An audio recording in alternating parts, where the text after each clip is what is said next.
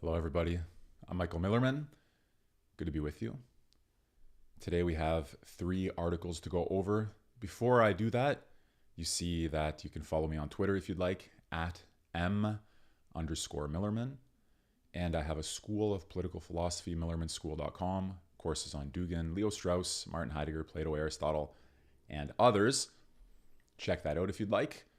The 3 articles that we're going over today are Putin's Fascism, published in Tablet Mag, An Orthodox Awakening, published in First Things, and After the Clash of Civilizations, which is from a new journal that I'll be showing you here shortly. But let's begin with this. This is Tablet Magazine, Putin's Fascism, March 2nd. Here we go. March 20th. Putin's fascism, the admiration of religious traditionalism and hatred of cosmopolitan liberalism, is part of the Kremlin's fascist ideology, by Jason Stanley and Eliyahu Stern. Some of you might know Jason Stanley. I'm not a big fan personally. In fact, I think he gets everything pretty much exactly wrong, but let's read the article anyway. On March 2nd, Yael Fortunoff's Video Archive for Holocaust Testimonies published a statement on the Russian invasion of Ukraine. It condemns Vladimir Putin's deliberate, cold-hearted, and Orwellian abuse of the language of the Holocaust. In Putin's claim that Russia must invade Ukraine to denazify and end a genocide, it finds numerous evils, including a diversion from his own fascism and an expression of anti-Semitism. If Putin's invasion has been justified in part by employing expressions of anti-Semitism, how does this square with the fact that Putin has made it a point to dissociate himself from the racist and anti-Semitic legacy of Nazism? To help decode the Russian leader's position, it's instructive to look at the positions espoused by Alexander Dugin, a Russian intellectual who has done much over the years to formulate what appears to now be the Kremlin's dominant ideology. Okay, there you go. I have 2 courses on Alexander Dugin at Millerman School if you want to get into the details. But let's see. While often described in Western media as Putin's brain, Dugin's influence on Russian leaders has waxed and waned over the years. More than political influence, his major contribution has been his ability to make the geopolitical ambitions of Putin's post-Soviet Russia intelligible. Dugin began his intellectual career as a critic of the Soviet Union, identifying with underground nationalist and spiritual movements. Some of these groups, such as the ultra-nationalist Pamits, promoted anti-Semitic sentiments. Eventually, he disavowed these ties and emerged as a leading spokesperson for Eurasianism, a political movement that sees Russia playing a central role in the geopolitical order, bridging the divide between Europe and Asia. The French scholar Marlene Laruelle has described Dugin's political philosophy as an attempt to rehabilitate fascism in Russia by stressing its nationalist orientation while disavowing its associations with Nazism and racism. I'm sure all of you know who follow Dugin, the idea of the fourth political theory, which he says neither liberal nor communist nor fascist/Nazi, something other than those modern ideologies. He's always denied the claim that he's rehabilitating fascism because he says at the level of his political theory, he is explicitly anti-fascist. Take that for what it's worth. Here we're just reading the article. Tellingly, Putin's invasion of neighboring Ukraine has exemplified this vision: rehabilitation of fascism while disowning its associations with Nazism and racism. Fascism embraces a mythic past where the nation once great has experienced humiliation and loss of land, the result of weakness and decadence brought on by liberal democracy. To make up for these losses, real and supposed, fascist leaders encourage violent reassertions of previous greatness, as well as the destruction of liberal democracy in favor of a one-party state, or more typically, a single autocratic ruler who is synonymous with the nation. In the Russian nationalist version of the mythic past, Ukraine is central. According to this mythology, there are no Ukrainians, just lost Russians, living, whether they know it or not, in the heart of historic Russia. Under Putin, Russia has been harshly sexist and homophobic, familiar manifestations of fascist ideology. But Russia's violent imperial war against the neighboring cosmopolitan democracy that it seeks to absorb is the clearest manifestation yet that its animating ideology is something akin to classical fascism. See a lot of opportunity, let's say, for correction in those last 2 passages. One thing you could do if you wanted to do is read Putin's July 2021 article on the historical unity of the Russian-Ukrainian people. Whatever you think about it, Ask yourself whether it's accurate that, according to the Russian mythology, quote, there are no Ukrainians. But in any case, Dugin and Putin both claim to be opposed to racism and Nazism. They insist that their primary enemy is not any one people, religion, or race, but rather confused cosmopolitans, liberals, and secularists. This 20th century set of chiefly anti-Semitic stereotypes is also used to describe liberal democracy. Again, we're reading here from tabletmag.com, article on Putin's fascism, written by some people who, one of them, as a rule, gets most things wrong, but it's always a good idea to just read anyways and see what they have to say and make corrections as needed. Putin has enjoyed the support of Russia's chief rabbi, Beryl Lazar, and Dugin counts right-wing Israeli Zionists among his comrades. As Dugin explained in April 2021 in the Israeli journal Dihak, the Gaon of Vilna said, in the end of days, the main enemy will not be the husk of Ishmael or the husk of Rome, but rather the husk of Jacob. Those who are designated as the mixed multitude, the assimilated people who, according to the Gaon of Vilna, have underwent modernization and colonization. In the end of days, the chief enemy of the Jewish tradition will come from its own house and not from the outside in the form of Christianity and Islam. The chief enemy, is the Jewish people. We don't know what got omitted there. They're the chief enemy of traditional Judaism. Perhaps this is not well understood, but I think this interpretation is very important. In our own community, in a similar way, the chief enemy of the Russian nation are liberal Russians, and not the representatives of other groups. In my opinion, continuing a quote, it follows we need a deep decolonization of the forces of modernization from Africa, Asia, Latin America, and Israel, in Russia and Europe and in the United States. In the United States, this means being free from the heavy hand of the elite racist ultra-liberal that seeks to annihilate American values. Here, Dugin represents himself as the champion of Judaism, or at least his conception of traditional Judaism, against the forces that would destroy it, Jews themselves, meaning here liberal Jews. Dugin represents quote-unquote traditional Jews as those who are attached to the land of Israel. The enemy of Judaism are the assimilated cosmopolitan Jews, those who are part of modernization. In other words, the war here is modernity against tradition, and that cuts across the line of any religious community. More generally, Dugin says that each national community's existential threat consists of members of that community, the ones who embrace cosmopolitanism, liberalism, tolerance, and democracy. Not like there's nothing to that. Dugin's appeal here is transnational. It is made to the traditionalists in every group opposed to feminism, secularism, LGBT rights, and liberal tolerance. For Dugin, the enemy of each group is to be found within its midst, those who support multicultural liberal societies.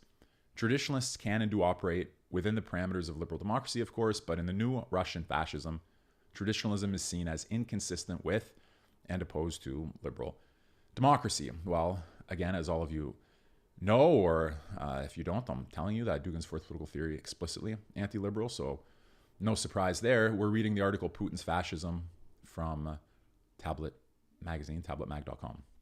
Increasingly, the global far right denounces racism and anti-Semitism, even while working to extinguish liberalism and multiculturalism. By identifying quote-unquote real Jews as the ones connected with the land, specifically Israeli nationalists, the global far right believes it is justified in its repeated use of anti-Semitic tropes aimed at Jewish targets. Thus, for many in Putin's circle, Ukrainian President Volodymyr Zelensky is not really Jewish. Similarly, former New York City mayor and Donald Trump lawyer Rudolph Giuliani, along with Brexit backers Raheem Kassam and Andy Wigmore, have sought to challenge the Jewish identity of George Soros in the context of attacking him for his philanthropic and political efforts. Never mind that the rabbis, the State of Israel, and Adolf Hitler would all consider Soros a Jew. I'm more of a Jew than Soros is, said Giuliani. That's because for them, real Jews are religiously traditionalist and quintessentially nationalist and not invested in, say, liberalism or democracy. According to nationalists and traditionalists, liberals, cosmopolitans, and progressives undermine defined and necessary ethnic and religious identities. It is this set of values that contemporary Russian nationalism associates with democracy. Let me just say in passing, any of you who are interested in the relationship between Jewish political theory and the fourth political theory, I've made a small in-passing contribution to that. I have a video on my channel called Zionism and the Fourth Political Theory, and an article on my academia.edu page also presenting an argument about Zionism and the fourth political theory. But let's go back to the article. Dugin's Russian nationalism tries to appeal to what it imagines as traditionalist Jewish allies in an attempt to justify violent opposition to liberal democracy. Again, because for him the line is between modernity and its alternatives, and that cuts through the various communities. The Duginist invocation of traditionalism is clearly meant to appeal to members of minority groups historically targeted by fascism, above and beyond merely using them as tokens for narrow political purposes. But is Russian fascism free from racial, ethnic, gender, and religious hierarchies? Is it free from the anti-Semitism that is central to so many traditional European versions of fascism? When a contemporary society's institutions were formed under conditions of explicit discrimination, they will continue to contain practices that perpetuate various disparities, even if no one within those structures has an explicitly discriminatory attitude, a key insight of critical race theory, the authors write. Far-right movements and political parties often campaign on a platform of eliminating attempts to reform or replace these discriminatory practices, as well as introducing new ones like opposing immigrants, women's rights, religious and sexual freedoms, and the freedom to teach history. In a very straightforward sense, this traditionalism is not free from anti-Semitism. A majority of the world's Jews still choose to live outside Israel. Most of them would not meet Dugin's standards of religious traditionalism. A majority of Jews, then, are Dugin's and Putin's enemies. It's one thing to wage cultural battles within the boundaries of liberal democratic politics, which preserve minority rights and allow the regular replacement of political leaders by democratic means. Free and fair elections. Traditionalists can and often do operate within this sphere. Fascism breaks these boundaries. In fascist ideology, liberal democracy is itself the existential threat to traditionalism. Putin's willingness to massacre people he falsely regards as his own points to his real enemy, cosmopolitan liberal democracy. In Putin's ideology, the article concludes, it is Ukrainian liberal democratic citizenship that represents the real threat to Russian greatness. In other words, you could say it's a great war of regimes. Traditionalism demands a deep decolonization of these modernizers everywhere, perhaps especially the Jewish ones. Okay, some interesting points, mostly weak, still worth reading and thinking about. That was Putin's Fascism from Tablet magazine. And next we turn to, I think, something that we could possibly enjoy even more. This was published today in firstthings.com. Author is George Weigel. An Orthodox Awakening. Okay, let me just pause here for a minute. Remind you that if you'd like to follow me on Twitter, M_Millerman, you see it on screen there. And if you want to see what else I do, go to millermanschool.com. I have courses on Plato, Aristotle, Heidegger, Leo Strauss, Alexander Dugin, Carl Schmitt, and others, including a free trial with many, many lectures that you can explore. All right, An Orthodox Awakening, firstthings.com. Let's take a look.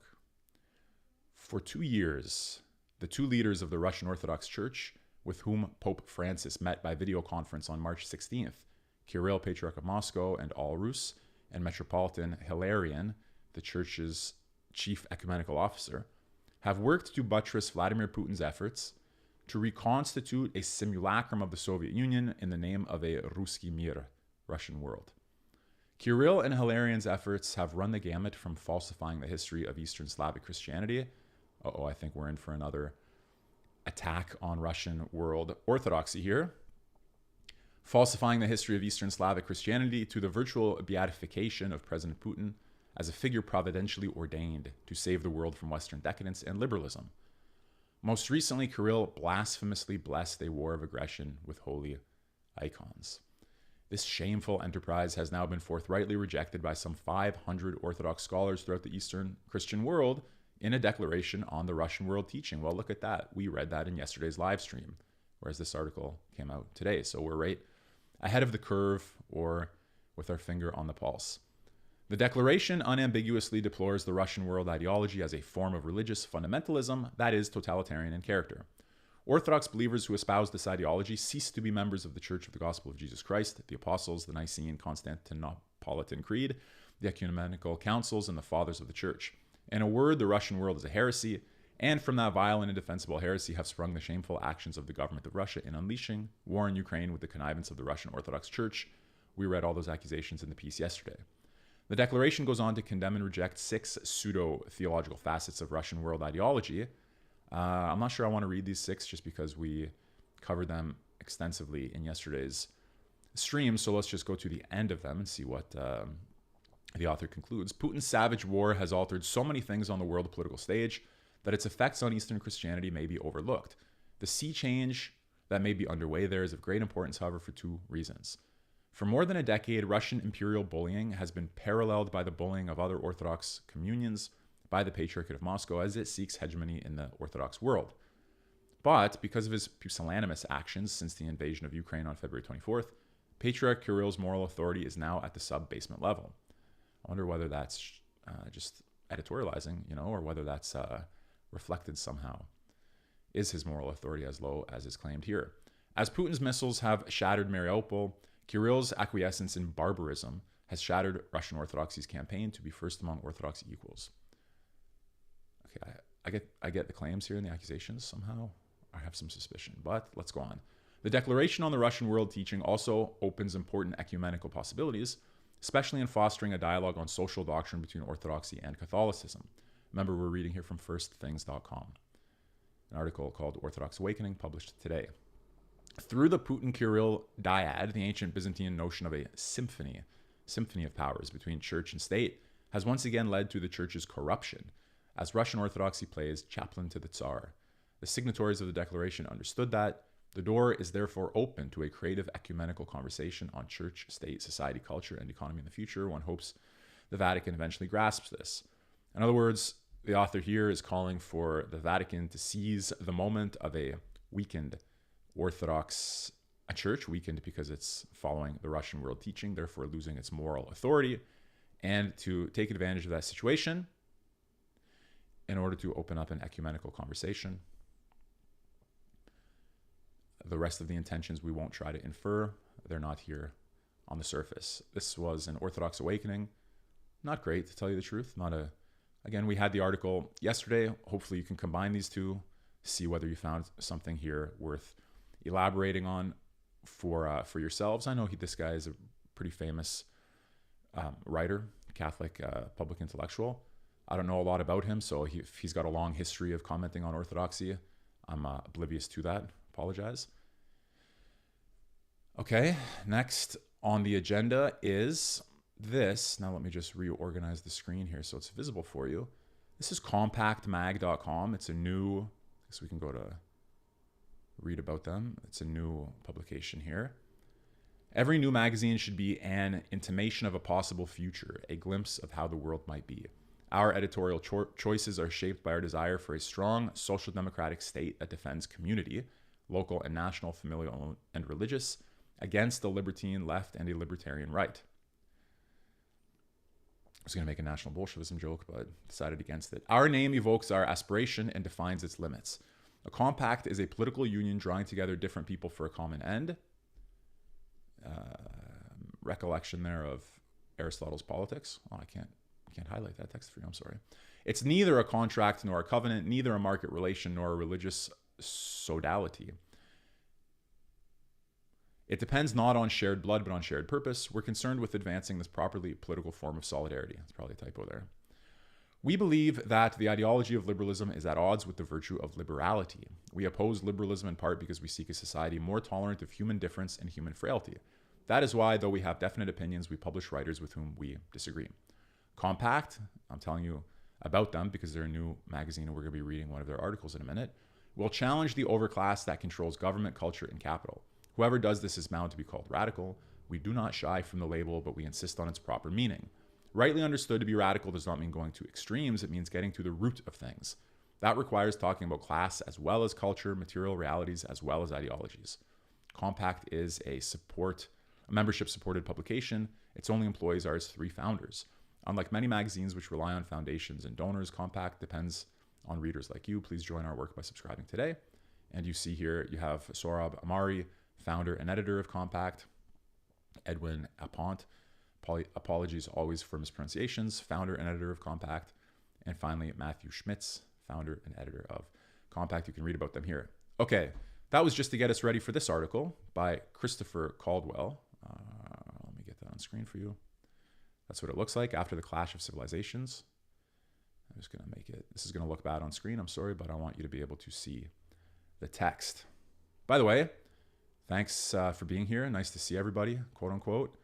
Good to be with you. Like always, appreciate the activity in the chat. And let's read this. In late March, Volodymyr Omelian, hold on, I just move it. Okay, fine. The former Ukrainian Minister of Infrastructure went on NPR to denounce a clash of civilizations now underway. On one side, as Omelyan saw it, was Ukraine, which only wants democracy, progress, and development. On the other was Russia, which wants to occupy, to destroy, and to kill. What Omelyan is describing is a clash of good and evil. Whether you think of the Russia-Ukraine conflict this way depends on which side you are on. But whatever you call it, it isn't a clash of civilizations. In fact, it's almost the opposite of what the late Harvard political scientist Samuel Huntington meant when he brought the phrase clash of civilizations into common parlance with an article in Foreign Affairs in 1993. Huntington's aim was to complicate our understanding of the world, not to simplify it. The ideological struggles that had pitted communists against anti-communists for 75 years were on their way out. The new struggles, he wrote, would pit 7 or 8 cultural areas against one another: Western, Confucian, Japanese, Islamic, Hindu, Slavic, Orthodox, Latin American, and possibly African.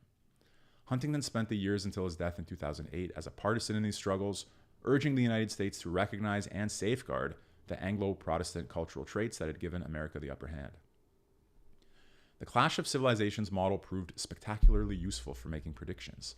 Huntington produced a detailed map of one civilizational border that seemed to explain everything: the line where Western Christianity met the Orthodox and Muslim worlds 500 years ago on the eve of the Reformation.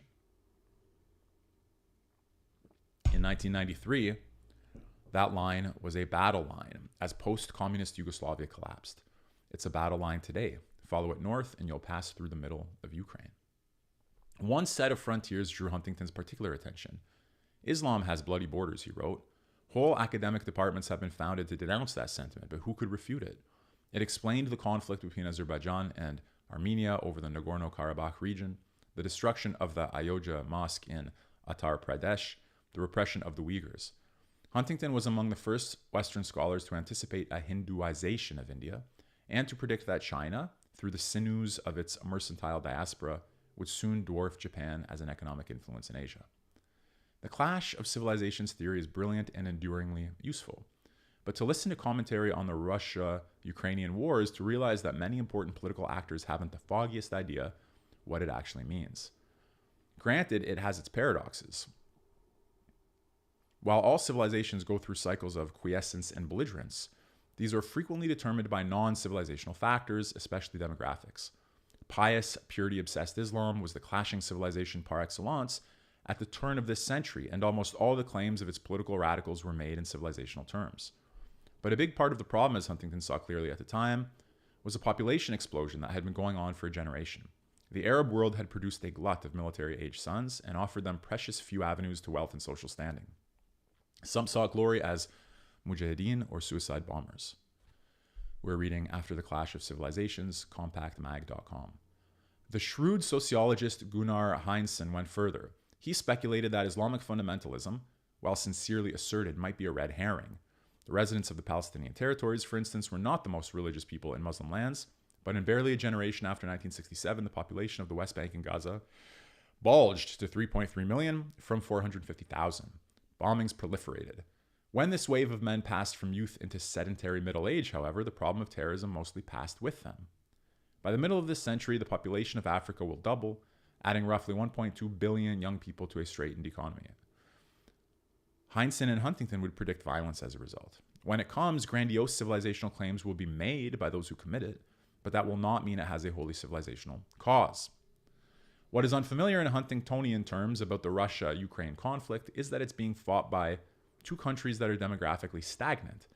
Aggression has not resulted from the friction of two overdynamic and overpopulated civilizations, but has been drawn into a civilizational vacuum. I'm not sure about that claim. Drawn into a civilizational vacuum. What does he mean about that? Because Putin has been framing the issue in civilizational terms for years. Huntington had a traditional idea of what a civilization is and how to maintain one, by protecting its borders, its language, and its social structure.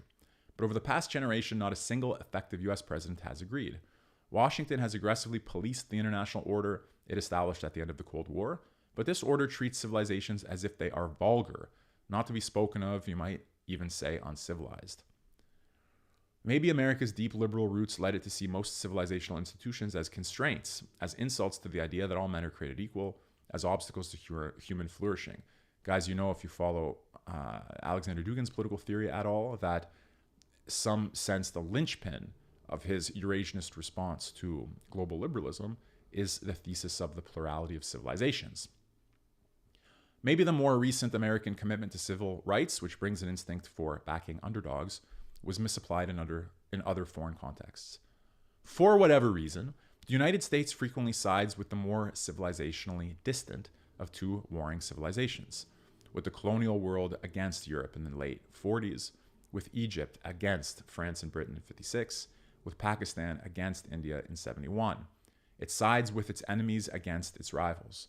In the Balkans in 98, it rallied along with various jihadists to back Kosovo against Serbia, an episode that left an enduring mark on Russian attitudes toward the West. The immediate reaction of George W. Bush to the 9/11 attacks was to declare Islam as peace. For a considerable number of people inside and outside our civilization, the result has been confusion. Huntington paid especially close attention to the rivalry between post-Cold War Russia and post-Cold War Ukraine. He noted the Crimean Parliament's 1992 Declaration of Independence from Ukraine and speculated that Ukraine might split politically into Russian and non-Russian halves. They had plenty to fight over: Crimea, the Soviet Union's Black Sea Fleet, and nuclear weapons. But this was a rare instance when Huntington explicitly ruled out a clash of civilizations. If civilization is what counts, he wrote, the likelihood of violence between Ukrainians and Russians should be low. They are two Slavic, primarily Orthodox peoples who have had close relationships with each other for centuries.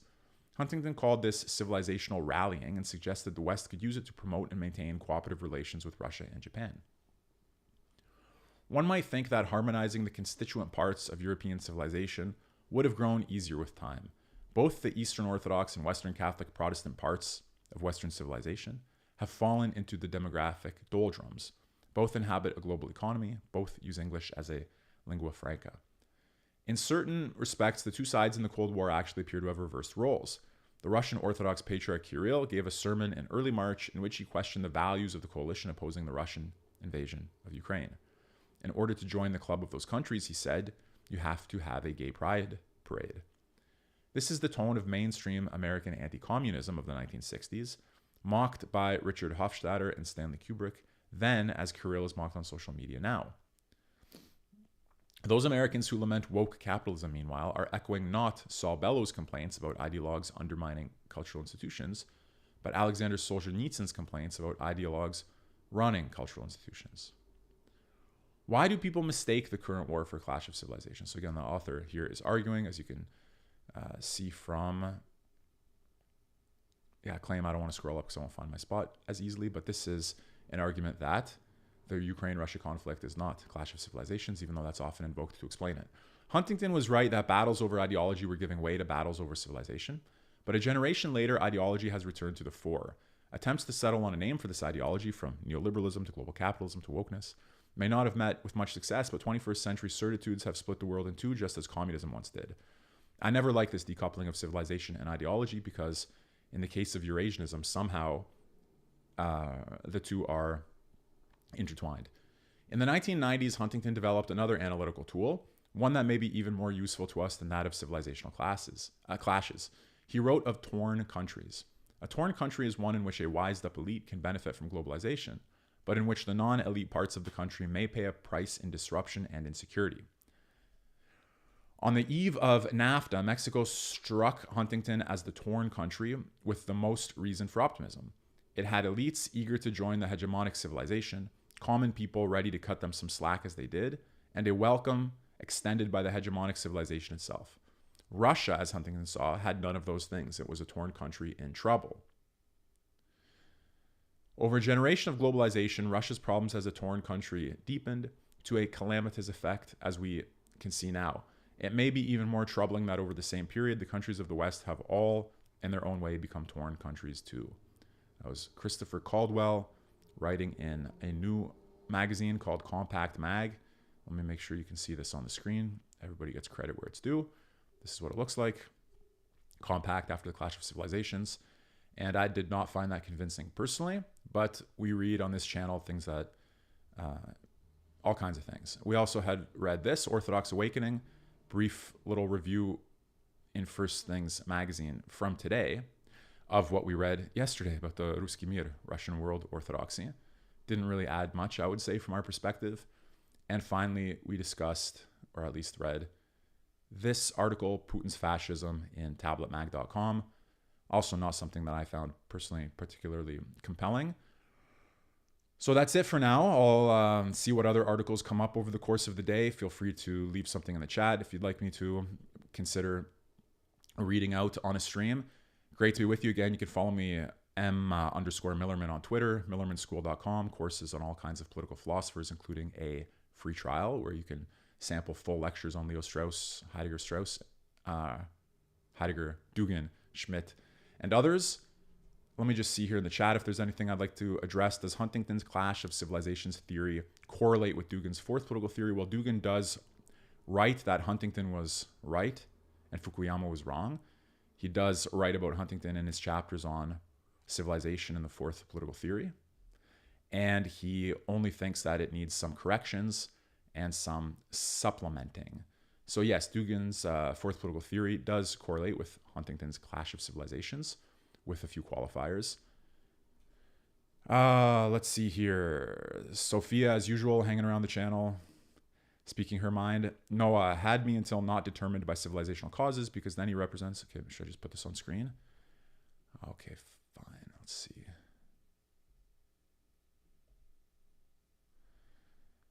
There we go.